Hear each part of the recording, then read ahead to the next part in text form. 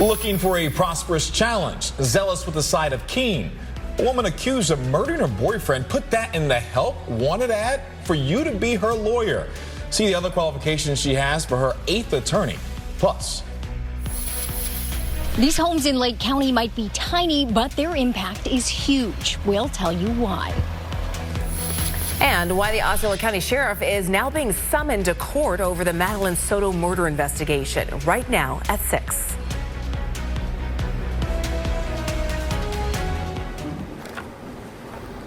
And taking a live look right now out over the entertainment, or should say the downtown area, a line of storms setting up along I-4, bringing thunder and lightning. Our first warning meteorologist issuing an impact weather afternoon until 8 o'clock for the potential of severe storms. That's right. Cam Tran is tracking it all in the weather center and with the radar right there. How long are these storms going to stick around, Cam? They're definitely going to stick around through the evening drive and through just around after sunset. Right now, though, thankfully, we're not tracking anything severe, but we do have some strong thunderstorms, especially in northern Lake County right now.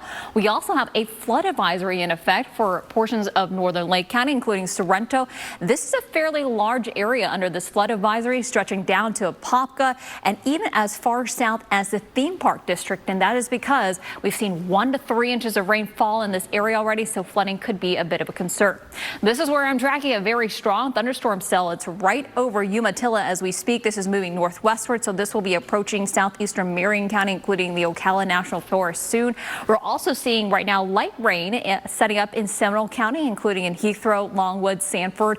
Light rain right now near Apopka, but heavier rain right now in southwestern Orange County, including out by the theme park district.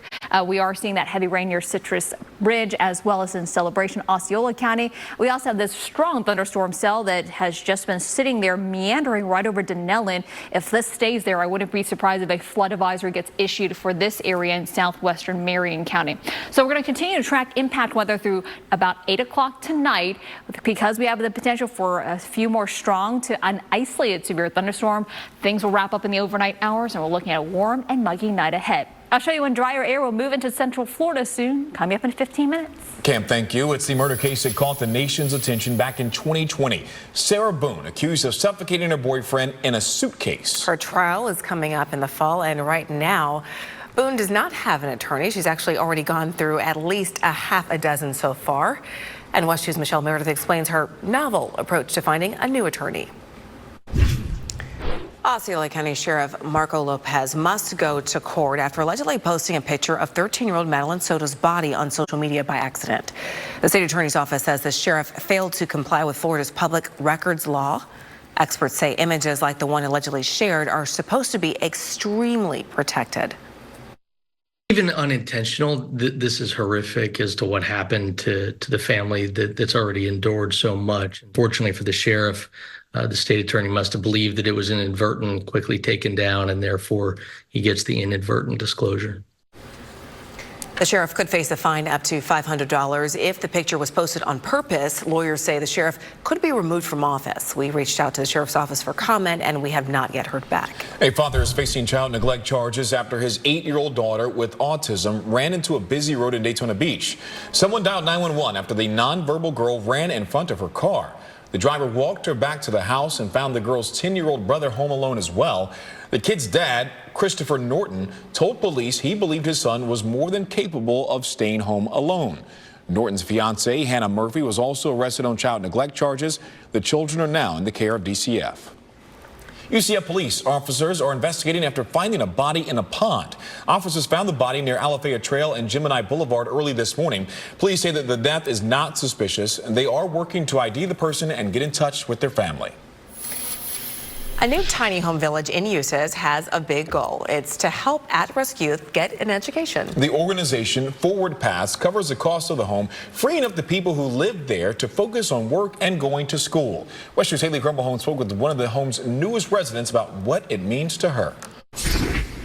Well, the deadline has passed to register to vote in Florida's primary. You can still sign up to vote in November's general election. Orange County just crossed 810,000 voters. Here's the breakdown. 40% of registered voters are Democrats. 27% are registered Republican. No party affiliation or independents account for 30% of registered voters. 3% are other third parties. And remember, if you're too busy on Election Day to vote in person, there are other ways to cast your ballot. You can vote in person at 12 polling places from August 8th to the 17th, or vote by mail. We have your full election guide on WESH.com and the WESH mobile app. Just check under the Commitment 2024 tab.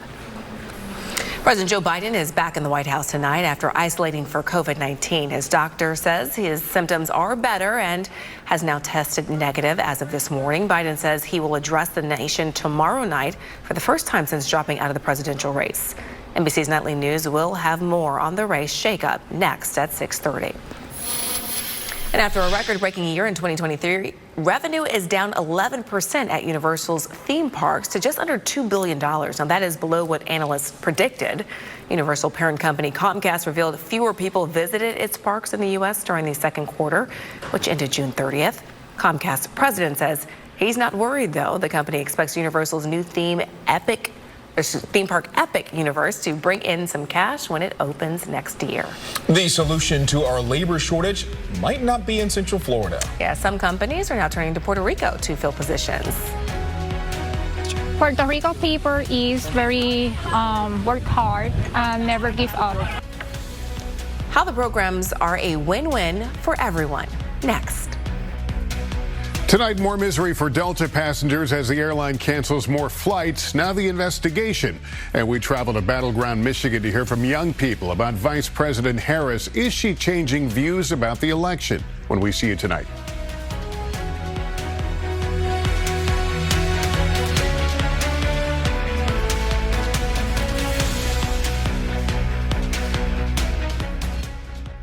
The Olympic Zone. Live from Universal Orlando Resort Join us each night during the Paris Olympics. for in-depth coverage of the games, The highlights. medal count, And a behind-the-scenes look at what's happening from Paris. plus follow our own local athletes on their quest to win gold. We are thrilled to be hosting the Olympic Zone. Live from Universal Orlando Resort. Are you ready for the games? We are. Beginning Saturday at 7:30. Brought to you on WESH 2 by Advent Health. We're open every night till 10 p.m. during the Big One sales event at Toyota of Orlando and Toyota of Claremont. Florida and Puerto Rico have long had a close relationship, one that Central Florida companies and agencies are now capitalizing on, recruiting and hiring straight from the island for jobs here. Experts tell WESH 2's Jesse Pagan the trade benefits Puerto Ricans and Central Floridians.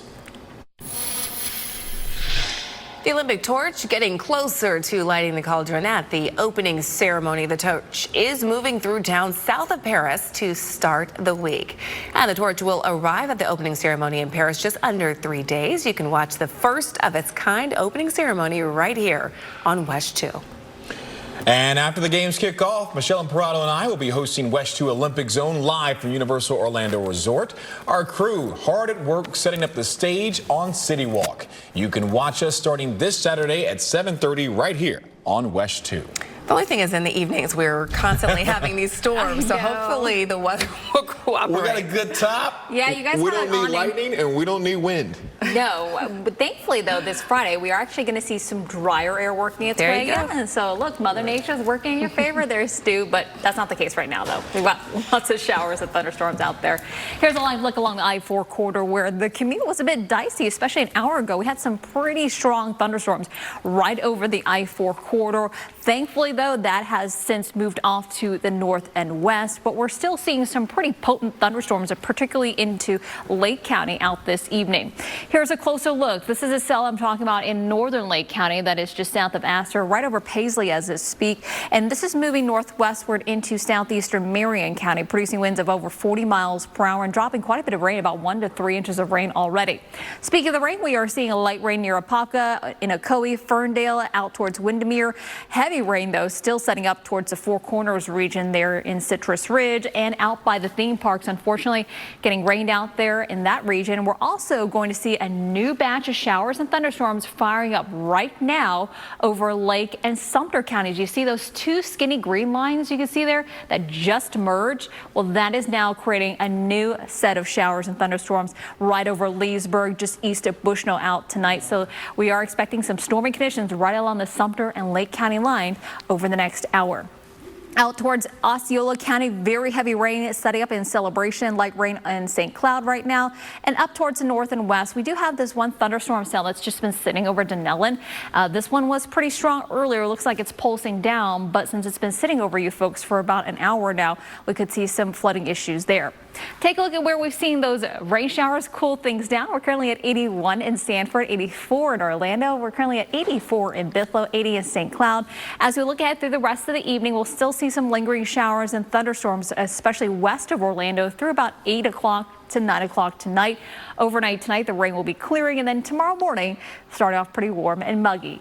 Starting off in the mid-70s for your morning tomorrow. Highs tomorrow on Wednesday afternoon only in the mid to low 90s, and rain coverage still on the higher side, especially for I-4 on westward. That's where we'll see the best shot for rain showers and thunderstorms tomorrow afternoon, with a late evening sea breeze collision that's going to favor west of I-4.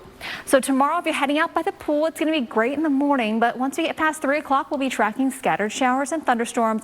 As I mentioned to Stu and Summer earlier, drier air, I'm not saying completely dry, drier air does work its way in Thursday and Friday, lowering the rain chance to about a 50% coverage. However, it goes back up again for the weekend. 60% chance of rain on Saturday, 70% rain coverage on Sunday. And a quick check of the tropics. Thankfully, all is quiet out there. We have a couple of waves of interest off the coast of Africa, but right now, no tropical development expected over the next 7 days. Here's a look at your Central Florida certified most accurate forecast. We are going to see a 60% rain coverage tomorrow, slightly drier air Thursday and Friday, and then look ahead for the weekend. Unfortunately, we're hovering around a 60 to 70% rain coverage for the upcoming weekend. Darren. Hey there, Kim. Coming up in sports, it is the eve of NFL training camp for most of the NFL. I'll tell you who's not going to be on the field down in South Beach coming tomorrow. Plus, what better time to talk college football than late July? We're talking Florida State Seminoles, why Mike Norvell says the expectations, they're going to be high. Sports is next. WESH 2 Sports is sponsored by Mullinax Ford, Florida's largest Ford retailer. For upfront pricing and no dealer fees, shop Mullinax, where car buying is simple, easy, fun. Now, WESH 2 Sports, sponsored by Mullinax Ford. It is training camp eve. Hello, everybody. I'm Darren Stoltz. The official preseason workouts begin for most of the NFL tomorrow, meaning today players were required to report for camp. Not, of course, the case in Miami Gardens, where the veterans arrived, including Finn's quarterback Tua Tagovailoa. That's the biggest question hanging over the Dolphins right now, though, is how will they handle his contract? He's entering the final year of his rookie deal. Tua's teammates think he is going to handle it business as usual. The quarterback was in the building today. And, of course, the playoff expanding to 12 teams this year, so surely they won't leave him out this time, right? That is it for sports. More news after this.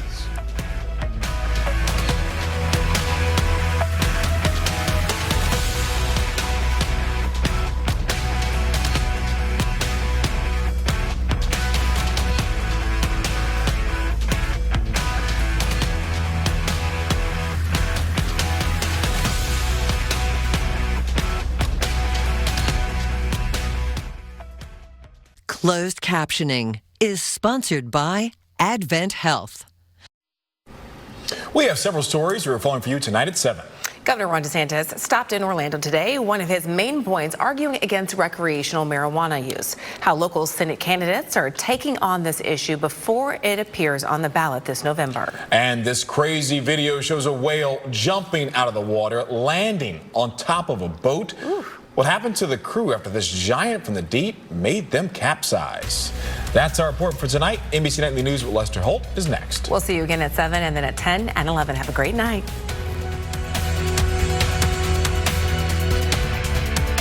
Thank you for watching WESH 2 News. Get caught up on local news, originals, and more. Download the Very Local app and stream for free on Amazon Fire TV, Roku, iOS, and Android mobile devices.